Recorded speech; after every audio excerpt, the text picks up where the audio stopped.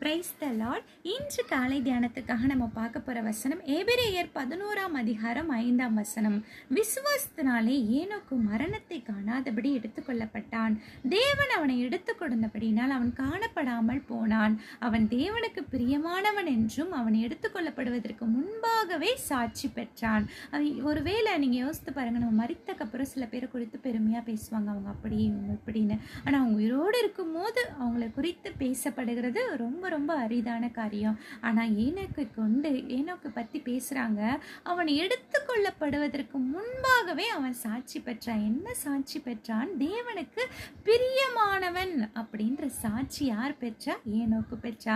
நம்ம இந்த உலகத்துல வாழ்கிற நாட்கள்ல நம்ம என்ன பண்ணணும்? நம்ம ஏனோக்கை போல நம்ம தேவனுக்கு பிரியமானவன் என்ற சாட்சியை நம்ம பெற்றோமானால் அது நம்ம எல்லாருக்கும் முன்னாடி ஒரு எடுத்துக்காட்டா இருக்கும். ஏனோக்கு எல்லாருக்கும் ஒரு எடுத்துக்காட்டா இருக்கிறார். மரணத்தை காணவில்லை, அவர் எடுத்துக்கொள்ளப்படுறார். எடுத்துக்கொள்ளப்படுவதற்கு முன்பாகவே தேவனுக்கு பிரியமானவன் என்று பேர் வாங்கினான். அவனை போல நம்மளும் ஆண்டவரோடு கூட நடக்கிறவராயிருப்போம், ஆண்டவரோடு கூட சம்பாஷிக்கிறவராயிருப்போம், ஆண்டவரோடு கூட பேசுகிறவராயிருப்போம். ஒரு அருமையான பழைய பாடல் உண்டு. நடப்பேன் இயேசுவுடன்,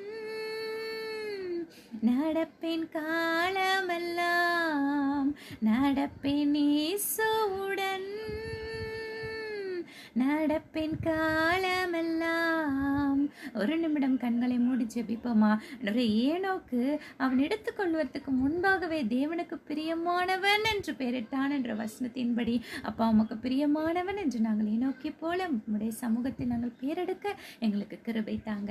இயேசு கிறிஸ்துவின் நாமத்தில் ஜெபிக்கிறோம் நல்ல பிதாவே, ஆமென். Have a nice day. Thank you.